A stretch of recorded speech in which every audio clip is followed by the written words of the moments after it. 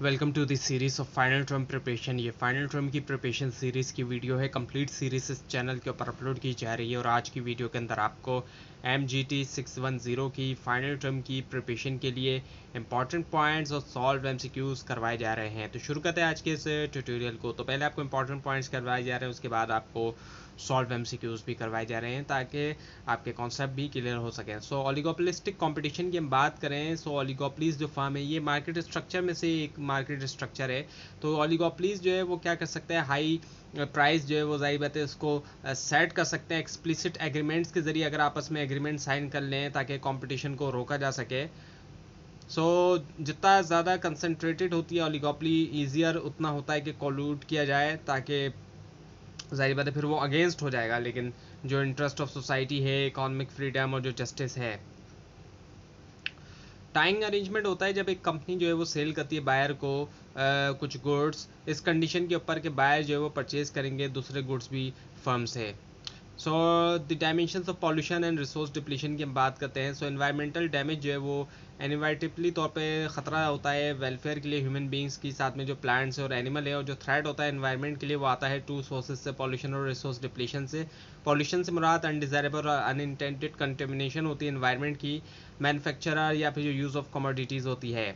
Resource depletion से मुराद consumption होती है फाइनाइट या स्केर्स रिसोर्सेज की, और सर्टेन सेंस के अंदर पॉल्यूशन जो है वो एक जाहिर बात है टाइप ही है रिसोर्स डिप्लीशन की, क्योंकि कंटेमिनेशन जो होती है एयर वाटर लैंड की वो जाहिर बात है कम कर देती है जो भी बेनिफिशियल क्वालिटीज़ होती हैं इन चीज़ों के अंदर। एयर पॉल्यूशन की हम बात करें, सो ये जो है वो मॉडर्न सोसाइटी के साथ मौजूद है 200 ईयर्स, पिछले 200 ईयर्स को अगर हम देखते हैं, और इसकी कॉस्ट जो है जाहिर बात है बहुत तेज़ी से बढ़ रही है और नेगेटिवली तौर पे ये अफेक्ट कर रही है एग्रीकल्चर यील्ड्स को, ह्यूमन हेल्थ को, ग्लोबल टेम्परेचर को, और रिजल्ट जो है वो लार्ज इकोनॉमिक इम्पैक्ट है और स्टैगरिंग इफेक्ट है क्वालिटी के ऊपर ह्यूमन लाइफ की। सो ग्लोबल वार्मिंग खुद से तो कोई जाहिर बात है एक डिफ़िकल्ट और फ्राइटनिंग चैलेंज है खुद से ही। ग्लोबल वार्मिंग जो है ग्रीन हाउस गैसेस जैसे कि कार्बन डाइऑक्साइड, नाइट्रोस ऑक्साइड, मीथेन्स, फ्लोरोकार्बन्स, ये जो गैसेस होती हैं जो कि एब्जॉर्ब करती हैं और होल्ड करती हैं हीट को सन की तरफ से और रोकती हैं उसको कि वापस जाए स्पेस में। ओजोन डिप्लेशन हो रहा है जो कि एक जाहिर बात है सीरियस कंसर्न है, जो कि होता है रिलीज़ की वजह से, CFCs जब रिलीज़ किया जाता है एटमॉस्फेयर के अंदर, और ओजोन डिप्लेशन से कई सारे जो है जाहिर बात है न्यू केसेस देखने में आते हैं स्किन कैंसर के हर ईयर, और ये डिस्ट्रॉय करता है बहुत सी वैल्यूएबल क्रॉप्स को भी। एनवायरमेंटल एथिक्स जो है वो डिसिप्लिन है जो कि स्टडी करता है मॉरल रिलेशनशिप जो ह्यूमन बींग्स के, और साथ में जो और जो वैल्यूज़ हैं और मॉरल स्टेटस होता है एनवायरनमेंट का और उसके जो नॉन ह्यूमन कंटेंट्स हैं। इसके अलावा ये कि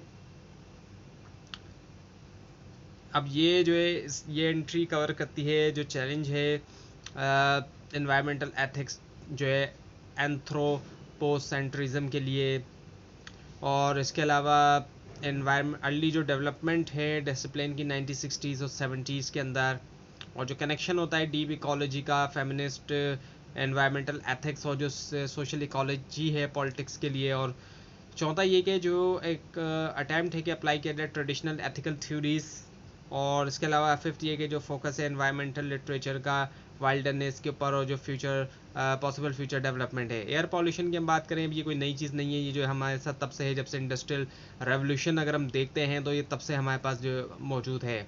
ग्लोबल वार्मिंग की बात करें, so greenhouse gases, carbon dioxide, nitrous oxide, methane, fluorocarbons, ये जो गैसेस हैं जो कि एब्जॉर्ब करती है, होल्ड करती हैं सन से और रोकती है इसको कि वापस जाए स्पेस में। ये अच्छा पीछे भी आ चुका है। एसिड रेन की हम बात करें, अब ये जो है कॉम्बिनेशन होता है वाटर का और एयर का जो कि पॉइजन होती है, जिसमें जहरीली जो होती है एक्चुअली, और ये जो है जाहिर बात है थ्रेट है एनवायरनमेंट के लिए।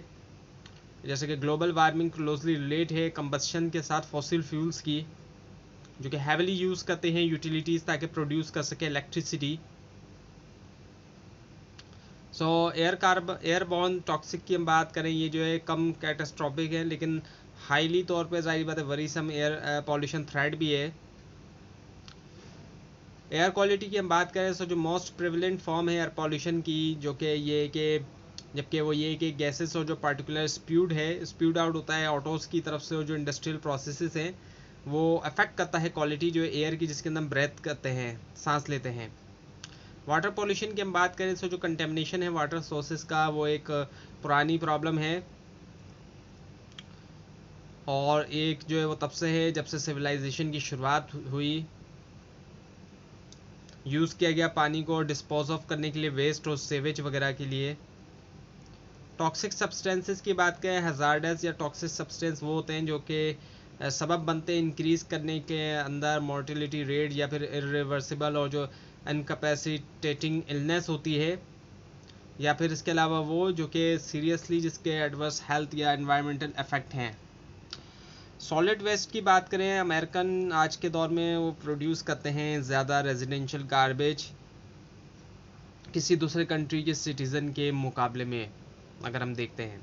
न्यूक्लियर वेस्ट की हम बात करें तो लाइट वाटर न्यूक्लियर रिएक्टर जो होता है, इसके अंदर रेडियो एक्टिव मटेरियल होते हैं जो कि जाने जाते हैं कार्सिनोजेंस के तौर पर, जैसे कि स्ट्रॉन्टियम 90, सीजियम 137, बैरियम 140, आयोडीन 131।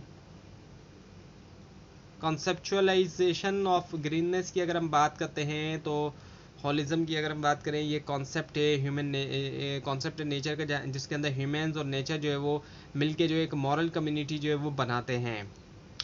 और एथिक्स ऑफ पॉल्यूशन कंट्रोल की अगर हम बात करें तो बिजनेसेस जो है ज़ाहिर बातें इम्पैक्ट कर रहे हैं, उनका जो इग्नोर कर रहे हैं सॉरी, जो उनका इम्पैक्ट है नेचुरल इन्वायरमेंट के ऊपर कई सदियों से, अगर हम देखते हैं पिछली कई सदियों से, और लार्जली इस वजह से क्योंकि इकोनॉमिक कॉस्ट जो है और जो हार्मफुल इफेक्ट होता है इस इम्पैक्ट का, वो अनक्लियर भी है। ये भी है कि वो अनक्लियर भी है, लोगों को जो बिज़नेस करने वाले उनके लिए क्लियर भी है, तो ये भी एक बहुत बड़ा इशू है। इकोलॉजिकल एथिक्स की हम बात करें तो जो प्रॉब्लम है पॉल्यूशन की, उसको देखा जाता है कुछ रिसर्चर की तरफ से एज एक प्रॉब्लम के तौर पे, जिसको बेहतर तौर पे फ्रेम किया जा सकता है हमारी ड्यूटी के टर्म्स के अंदर, कि रिकग्नाइज किया जाए, प्रिजर्व किया जाए इकोलॉजिकल सिस्टम जिसके अंदर हम जो है वो रहते हैं। एनवायरमेंटल राइट्स और एब्सोल्यूट बैन्स की हम बात करते हैं, सो विलियम टी ब्लैकस्टोन ने आर्ग्यू किया कि जो पोजीशन है लिवेबल एनवायरनमेंट का, वो सिर्फ जो एक डिज़ायरेबल स्टेट ऑफ अफेयर्स नहीं है, बल्कि कोई ऐसी चीज़ है जिसके ह्यूमन के पास एक राइट है। सो यूटिलिटेरियनिज्म और पार्शियल कंट्रोल्स की हम बात करें, सो यूटिलिटेरियनिज्म जो है वो आंसर कर सकती है कुछ जो डिफ़िकल्टीज़ हैं ब्लैकस्टोन थ्योरी के साथ, और यूटिलिटेरियंस जो है वो देखते हैं एनवायरमेंटल प्रॉब्लम को एज अ मार्केट डिफेक्ट्स के तौर पे। सो प्राइवेट कॉस्ट और सोशल कॉस्ट की हम बात करें, इकोनॉमिस्ट जो है वो अक्सर डिस्टिंग्विश करते हैं दरमियान में कि क्या कॉस्ट आती है एक प्राइवेट मैन्युफैक्चरर को कि वो बनाए प्रोडक्ट को, और क्या मैन्युफैक्चरर जो है और उस प्रोडक्ट का कॉस्ट का होता है सोसाइटी को एज अ होल। जस्टिस की हम बात करें, सो ये जो तरीका है डील करने का पॉल्यूशन के साथ, ये कंसिस्टेंट होता है रिक्वायरमेंट के साथ डिस्ट्रीब्यूटिव जस्टिस की। कॉस्ट और बेनिफिट्स की हम बात करते हैं, सो जो प्रॉब्लम शामिल होती है एक्यूरेट मेजरमेंट हासिल करने में कॉस्ट और बेनिफिट्स की, पॉल्यूशन कंट्रोल की, उनको इलस्ट्रेट किया जाता है डिफ़िकल्टीज से जो कि बिजनेस एनकाउंटर करते हैं जब वो ट्राई करते हैं कंस्ट्रक्ट करने में एक सोशल ऑडिट। थॉमस कलाइन की व्यूज़ को हम देखते हैं, तो थॉमस कलाइन ने समराइज़ किया प्रोसीजर जो है कॉस्ट बेनिफिट एनालिसिस के लिए कुछ इस तरीके से। पहला ये कि आइडेंटिफाई करना कॉस्ट और बेनिफिट जो है प्रपोज प्रोग्राम के, और जो पर्सन या सेक्टर है जो कि इनकर कर रहा है या रिसीव कर रहा है। दूसरा ये कि एवेल्यूएट करना कॉस्ट और बेनिफिट जो है उनकी वैल्यू के हवाले से बेनिफिशरीज़ के लिए और जो डोनर्स हैं। सोशल ऑडिट की बात की जाए, ये एक तरीका होता है मेजर करने के लिए, अंडरस्टैंड करने के लिए, रिपोर्ट करने के लिए, अल्टीमेटली इंप्रूव करने के लिए ऑर्गेनाइजेशन के सोशल और एथिकल जो परफॉर्मेंस है। मेजरमेंट ऑफ कॉस्ट और बेनिफिट्स की हम बात करते हैं, सो मेजरमेंट जो है वो भी डिफ़िकल्ट है जब इफेक्ट जो है पॉल्यूशन के वो अनसर्टेन है और कॉन्सिक्वेंटली तौर पर डिफ़िकल्ट है कि प्रिडिक्ट किया जा सके। सो सोशल इकोलॉजी की हम बात करें, सो बहुत से थिंकर्स ने आर्ग्यू किया कि एनवायरमेंटल क्राइसिस जो हम फेस करते हैं रूटेड है सोशल सिस्टम के अंदर हायरार्की के और डोमिनेशन जो कि करैक्टराइज करती है हमारी सोसाइटी को। और अब ये जो व्यू है इसको जो है वो रेफ़र किया जाता है एज अ सोशल इकोलॉजी के तौर पर। सो जो एथिक्स ऑफ कंजर्विंग डिप्लेटेबल रिसोर्सेज है, सो कंजर्वेशन से मुराद ये कि सेव करना या रैशनिंग करना नेचुरल रिसोर्सेज की, ताकि बाद में यूज़ किया जा सके। तो ये इसलिए किया जाता है ताकि फ्यूचर में भी रिसोर्सेज को यूज़ किया जा सके, फ्यूचर के लिए बचा के रखा जाए। राइट्स ऑफ फ्यूचर जनरेशन की हम बात करें तो जाहिर बात है जो फ्यूचर में आने वाली जो जनरेशन हैं उनका जाहिर बात है राइट है। सो ऐसा दिखाई देता है कि हमारे पास एक ऑब्लिगेशन है कि हम कंजर्व करें रिसोर्सेज जो आने वाली जनरेशन है, क्योंकि उनके पास भी इक्वल राइट है। जो भी लिमिटेड रिसोर्सेज है इस प्लानट का, जाहिर बात है उनके पास भी बराबर का राइट है। So justice to future generation, John Rawls ने दूसरी तरफ आर्ग्यू किया कि ये अनजस्ट है कि इम्पोज किया जाए हैवी बर्डन प्रेजेंट ऑब्लिगेशन में। उन्होंने ये भी कहा कि जाहिर बात है अगर हैवी बर्डन प्रेजेंट जनरेशन पर डाला जाएगा तो ये भी अनजस्ट है फ्यूचर के फ़ायदे के लिए।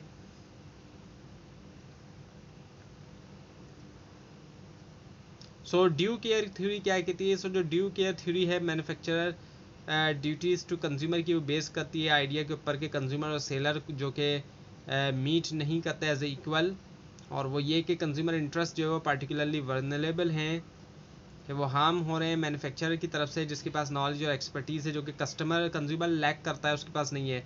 एडवर्टाइजिंग एथिक्स की हम बात करें सो एक ह्यूज इंडस्ट्री है, बहुत बड़ी इंडस्ट्री है जो कि इम्पोज करती है कई सारे एक्सपेंसेस जो है मैन्युफैक्चरर के ऊपर भी और सर्विस प्रोवाइडर के ऊपर। और कमर्शियल एडवर्टाइजिंग को कभी कभी डिफाइन किया जाता है as a form of information, और एक एडवर्टाइजर वो होता है जो कि इन्फॉर्मेशन देता है। डिसेप्टिव एडवर्टाइजिंग की बात करें सो जो मोस्ट कॉमन क्रिटिसिज्म होता है एडवर्टाइजिंग कंसर्न के ऊपर का वो ये कि इसका जो इफेक्ट होता है कंज्यूमर के बिलीफ को भी जाहिर बात है एडवर्टाइजिंग चेंज कर सकती है, क्योंकि ये एक फॉर्म है कम्युनिकेशन की, और ये जो है सही भी हो सकती है और कोई धोखा देने वाली भी हो सकती है।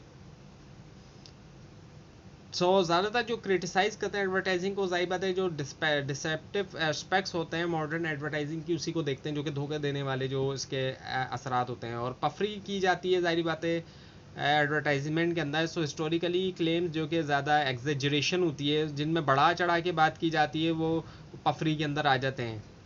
एडवर्टाइजिंग इन टुडेज सोसाइटी, आज की दुनिया में हम देखते हैं तो जाहिर बात है एक बहुत बड़ा ग्लोबल बिजनेसेस है, और इसकी वजह से कई सारी चीज़ें जो है वो पॉसिबल हो पाई हैं। हम एडवर्टाइजिंग को अगर देखते हैं तो कोई भी बिजनेस जाहिर बात सक्सीड नहीं हो सकता तो एडवर्टाइजिंग के बगैर। जाहिर बात है एडवर्टाइजिंग की जो है वो ज़रूरत पड़ती है, और ब्रांड बनाने के लिए तो ऑब्वियसली बात है एडवर्टाइजिंग की ज़रूरत पड़ती है। सो जॉन केनेथ गैल्ब्रेथ जो कि एक इन्फ्लुएंशियल कैनेडियन अमेरिकन इकोनॉमिस्ट थे, और ये जो एक किन्जियन थे, एक इंस्टीट्यूशनलिस्ट थे, एक लीडिंग प्रोपोनेंट थे 20वीं सेंचुरी अमेरिकन लिबरलिज्म और प्रोग्रेसिविज्म के। इनकी बुक जो है इकोनॉमिक टॉपिक्स के ऊपर बेस्ट सेलर थी 1950s और 60s के अंदर। सो एफ्लुएंट सोसाइटी के अंदर गैल्ब्रेथ जो है वो असर्ट करते हैं कि क्लासिकल इकोनॉमिक थ्योरी जो वो ट्रू थी उन एराज के लिए जो कि प्रेजेंट से पहले थे, जो कि टाइम ऑफ पॉवर्टी थे। लेकिन अब जो है हम जो है वो मूव कर चुके हैं स्टेट ऑफ पॉवर्टी से एक एज ऑफ एफ्लुएंस की तरफ, और ऐसी एज के लिए कम्प्लीटली न्यू इकोनॉमिक थ्योरी की भी हमें जो है जाहिर बात है ज़रूरत है। वक्त के साथ हमें नई थ्योरीज की जाहिर बात है ज़रूरत है। सो गैल्ब्रेथ का मेजर प्रपोजल जो एक प्रोग्राम था जिसको उन्होंने कहा इन्वेस्टमेंट इन मैन, एक large scale publicly funded education program जिसका एम था एम्पावर करना ऑर्डिनरी सिटीजन्स को। सो गैल्ब्रेथ ने विश किया कि इंटरेस्ट करें सिटीजन्स को फ्यूचर ऑफ अमेरिकन रिपब्लिक के साथ। एडवर्टाइजिंग एंड सेल्फ रेगुलेशन की बात करें तो सेल्फ रेगुलेटरी सिस्टम जो है उसके अंदर 3 बॉडीज आती हैं, advertising standards authority, advertising standard board of finance और committee of advertising practice. So honesty की हम बात करें तो मार्केटर्स को एक्सप्लॉइट नहीं करना चाहिए क्रेडिबिलिटी, लैक ऑफ नॉलेज या फिर जो इनएक्सपीरियंस है कंज्यूमर्स का।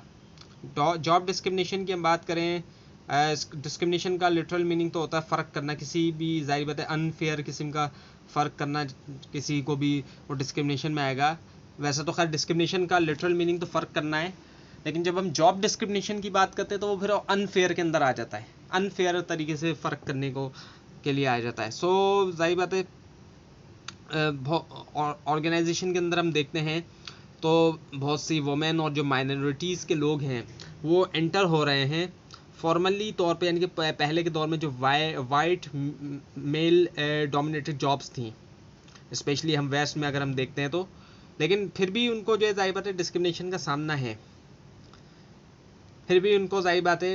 डिस्क्रिमिनेशन का सामना है, चाहे वो माइनॉरिटीज़ के लोग हों या वुमेन हो। सो एक्सपेरिमेंट किया गया एबीसी की तरफ से शो करता है कि वुमेन और जो माइनॉरिटीज़ हैं उनको सिस्टमेटिकली तौर पे लेस कंसिडर किया हायरिंग के अंदर, उनको फ्यूअर जॉब ऑफर्स मिली और लेस डिज़ायरेबल जॉब्स उनको दी गई वाइट मेल्स के मुकाबले में, जो वाइट मेल्स हैं उनके मुकाबले में। अब आपके सामने जो है वो सॉल्व एमसीक्यूज है। पहले कि इनमें से कौन सा जो है वो बनाता है फ्रीडम ऑफ चॉइस को इम्पॉसिबल, वो होता है मिस रिप्रेजेंटेशन जो है वो बनाता है। और उसके बाद ये कि किसने प्रेजेंट किया थ्योरी ऑफ एब्सोल्यूट एडवांटेज, वो किया एडम स्मिथ ने जो है वो प्रेजेंट किया। और उसके बाद ये कि जॉन मैनियट कीन्स ने आर्ग्यू किया कि जो एग्रीगेट डिमांड होती है गुड्स और सर्विस की, वो सम होती है डिमांड इनमें से कौन से फैक्टर का, वो है all of the given options, इसका आंसर है। और उसके बाद ये कि इनमें से कौन सा जो है वो प्राइस है जो कि कवर करता है कॉस्ट जो है प्रोड्यूस करने के लिए कमोडिटी, जिसके अंदर शामिल है गोइंग रेट ऑफ प्रॉफिट जो कि ऑब्टेनेबल है अदर मार्केट्स में, वो है नेचुरल प्राइस इसका आंसर हो गया। और उसके बाद इनमें से कौन सा जो है राइट वो एम्बॉडीड होता है परफेक्टली कॉम्पिटिटिव मार्केट के जरिए, वो है negative right of freedom from coercion. और उसके बाद ये कि इनमें से किस से मुराद, ऑप्शन से मुराद अनडिजायरेबल और अनइंटेंडेड कंटेमिनेशन होती है एनवायरनमेंट की मैन्युफैक्चरर की तरफ से या फिर यूज़ ऑफ कमोडिटीज़ से, वो है पॉल्यूशन। पॉल्यूशन इसका जो है वो आंसर है। अब ये कि इनमें से किस कौन सी जो है पब्लिक पॉलिसी व्यू करती है क्लेम को कि जो पावर है ओलिगोपोलीज की वो इतनी लार्ज नहीं है जिस तरह से वो अपेयर होती है, वो है द डू नथिंग व्यू। उसके बाद ये कि कितने लोग जो है वर्ल्ड के अंदर उनके पास एक्सेस नहीं है सेफ वाटर का, वो है 1 बिलियन जो है लोग। उसके बाद इनमें से कौन सा जो है वो रिक्वायर करता है कि जो कि इंजरी हुई है इनकी, उनको कंपनसेशन दिया जाएगा उनकी तरफ से जिन्होंने इंजर किया है उनको, वो है कंपनसेटरी जस्टिस। और उसके बाद इनमें से कौन सी जो है सिचुएशन होती है जहाँ पे डिमांड हमेशा एक्सीड कर जाए सप्लाई को, वो है मोनोपली में डिमांड हमेशा ज़्यादा हो जाती है सप्लाई के मुकाबले में। इसी वजह से आप देखते हैं कि मोनोपली के अंदर जितनी भी प्रोडक्ट सेल की जाती हैं उनकी प्राइस बहुत ज़्यादा जो है वो बढ़ जाती हैं, जिस तरह से इलेक्ट्रिसिटी के अंदर होता है, इलेक्ट्रिसिटी की भी प्राइस इसी वजह से बढ़ जाती है क्योंकि वो मोनोपली है, एक ही कंपनी को इजाज़त है हमारे कंट्री में इलेक्ट्रिसिटी सेल करने की। उसके बाद इनमें से किस ऑप्शन से मुराद ये कि वो डिस्क्राइब करता है ईज़, आसानी जिसके साथ प्रोडक्ट को रिपेयर किया जा सकता है और रखा जा सकता है ऑपरेटिंग कंडीशन में, वो मेंटेनेबिलिटी जो है वो कहलाया जाता है। उसके बाद ये कि मार्केटिंग एथिक्स से मुराद इनमें से क्या है, वो है एक्सेप्टेबल कंडक्ट इन मार्केटिंग। और उसके बाद ये कि किसने प्रपोज किया कॉन्सेप्ट फ्री मार्केट और यूटिलिटी का, एडम स्मिथ। और EPA स्टैंड्स फॉर, इसकी फुल फॉर्म EPA की एनवायरमेंटल प्रोटेक्शन एजेंसी। और उसके बाद ये कि इंटरनलाइज करना एक्सटर्नल कॉस्ट को जो कि कंसिस्टेंट नहीं है इनमें से किसके साथ, वो है एथिकल जस्टिस। और उसके बाद ये कि इनमें से कौन सा जो है वो लार्जेस्ट हम रिटेलर देखते हैं दुनिया के अंदर, वो है वॉलमार्ट जो है सबसे बड़ा लार्जेस्ट रिटेलर स्टोर है। उसके बाद ये कि इंटरनलाइज करना चाहिए, दोबारा आ गया एथिकल जस्टिस वाला। और उसके बाद ये कि इनमें से कौन सा व्यू जो है वो आर्ग्यू करता है कि प्राइस और प्रॉफिट जो है वो हाईली कंसंट्रेटेड इंडस्ट्रीज़ में वो ज़्यादा होते हैं इसके मुकाबले में कि जितने होने चाहिए, वो है एंटी ट्रस्ट व्यू। उसके बाद इनमें से कौन सा जो है वो असर्ट करता है कि मॉरलिटी जो है वो वेरी करती है एक कल्चर से दूसरी तक, वो है कल्चरल रिलेटिविज्म। और उसके बाद ये कि किसने आर्ग्यू किया कि थो कि ये अनजस्ट है कि हैवी बर्डन रखा जाए प्रेजेंट जो है वो जनरेशन के ऊपर फ्यूचर के फ़ायदे के लिए, वो किया जॉन रोल्स ने। उसके बाद ये कि इंटरनलाइज करना एक्सटर्नल कॉज जो कि कंसिस्टेंट हैं तमाम के साथ सिवाय एक को छोड़ के, वो है सोशल जस्टिस। बाकी है रिट्रीब्यूटिव जस्टिस, कंपनसेटरी जस्टिस और नन ऑफ दी अबव। उसके बाद ये कि कितनी स्पीशीज़ जो प्लांट और एनिमल की इनहेबिट कर रही हैं प्लानट को, वो हैं तकरीबन 2 मिलियन। तो ये थी आज की वीडियो। आपको इस बारे में कोई क्वेश्चन है, खास तौर पर इसमें कोई मिस्टेक दिखाई दे, ज़रूर हाईलाइट कीजिए। और इस पूरी सीरीज़ को देखने के लिए और फाइनल टर्म एग्जाम्स की प्रिपरेशन के लिए इस चैनल को सब्सक्राइब कीजिए, बेल आइकन के ऊपर क्लिक कीजिए। Thanks for watching this video and best of luck for your exams.